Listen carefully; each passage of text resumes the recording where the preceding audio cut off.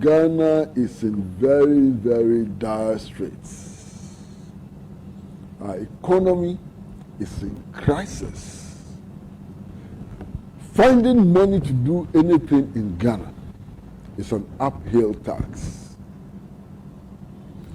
Maybe not all of it is the fault of this government, and we must admit that. Because I started hearing that 70% of national revenue is expended on paying the emoluments of 600,000 workers a long time ago, before this government came into power. So it is possible that it is not the fault of this government. So, but that is a reality we have to grapple with anytime we want to spend taxpayers' money. Now that means that only 30% of national revenue is available for building hospitals, for construction of roads, for free SHS, for everything. You understand? That in itself is a huge problem. Now, we also know that all of our governments have been fighting, struggling to close the budget deficit. We have a budget deficit. You understand? And if we have a budget deficit, it simply means that we don't make enough money to pay for all our expenditure. And then at the end of the year, when we do the plus and minuses and so on, there's a gap to be filled. That is reality we must be worried about. This year, oil contributed more than 4 billion cedis into the economy, oil. As we speak now, we are all fully aware of the difficulties that Tullow, the British firm, is having. And the fact that it is likely or it is losing investors. And also the fact that oil production will reduce substantially by about 30%, this year and so on. So if you have all of these problems, why would you carry close to 500 million to go and create a new register which is useless, which is not needed, which has no value whatsoever? Why would you do that? I mean, this is incredible. I can't believe it, Senna. I can't believe it. That you have all of these problems. That you are going around the world. You are moving from place to place, looking for loans. You are borrowing in order to survive. You can't survive. Your economy is in a state in which you can't survive. You are borrowing all over. And the little money you have managed to get, you will carry 500 million of that to go and do something which has no value, which is totally useless. I mean, Jesus Christ of Nazareth. Who is thinking? What is happening? And you know what annoys me more than anything? There is something, as soon as I hear it, I get so angry. Something annoys me so much. Anytime you talk, these public servants, commissioners of the Electoral Commission, they look us into the face and say we are independent. And I say, my goodness, what independence? The President of the Republic, His Excellency Nana Addo Dankwa Akufo-Addo, cannot claim independence. He has the mandate, our mandate. We gave him the mandate. We gave him part of our sovereignty. The sovereignty which belongs to the people of Ghana, he has part to exercise. Anytime we are not happy with him, anytime he doesn't do what we want to be done, we can throw him out of office. Constitutionally. We can impeach him. And then we have people unelected, people who didn't seek our mandate, people who are not controlling our sovereignty, people who are appointed by the president that we elected, look us into the face and say, we are independent. Independent of what? You see, if you read the Constitution, The Constitution guarantees a certain level of independence to the Electoral Commission.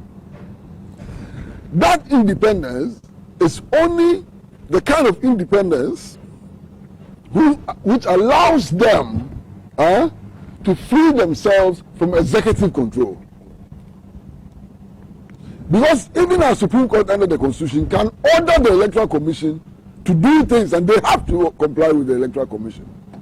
So to that extent, they are not independent of the Supreme Court, of our judiciary. They are not. They can't be. Their independence only allows them to resist interference from the executive and other institutions and so on. It is not an omnibus, all-embracing, all-encompassing independence. So when they sit in the Electoral Commission and they look us in the face and tell us that they are independent, they can do as they want, they are only threatening to subvert the Constitution. Because they are there, and they took an oath of office. They are there only to serve the interest of the people of Ghana. And the interest of the people of Ghana is determined by the people of Ghana. If they don't do what the people of Ghana want, they are out of office. They can be kicked out of office. Madam Shawatose has been impeached. You understand what I'm saying? Madam Shawatose has been impeached. And they should learn important lessons from the impeachment of Madam Shawatose. Even though I believe strongly that the impeachment of Madam Shawatose was orchestrated for purely political expedience. I have no doubt at all about it. And I've come to this conclusion also because even before the 2016 elections, communicators like my brother here were on radio and television threatening that if they won the election, Shawatose will go home. So did it surprise anybody that when they won the election, the orchestration for the removal of Shawatose began? It must not surprise anybody. You understand? Now, this is the point. And Alhaji A.B.A. Fuseni made that point adequately. I do not want to repeat that. Why do you want to fix something which is not broken? You have a register that you yourself say is very, very credible. Why do you want to fix it? If it is not for nefarious purposes, if it is not for strange purposes, why would you want to fix a register that you say is very credible? We are told that today Parliament is considering the request from the Electoral Commission. Of course. And I say this with emphasis, because I know what I'm talking about. Of course, all of us know the extent to which our Parliament has become divided on party lines and not divided on rationality and reason. All of us know that if NPP says yes, the tendency is that NDC will say no.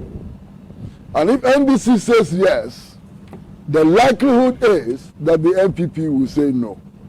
And we know that the NPP has a majority in Parliament. And we know the extent to which that majority has been abused over the years. And we know how that majority was used even in approving the establishment of a U.S. military base in Ghana. I mean, nothing can be more heinous and atrocious than establishing a U.S. military base in Ghana. But they use this majority-minority thing to approve it. So me, sitting down here today, I have no doubt at all that if the issue is raised in Parliament, NPP will use its majority to approve the expenditure of close to 500 million Ghana cedis on the procurement of a new register. But this is where the story begins. This is not where the story ends.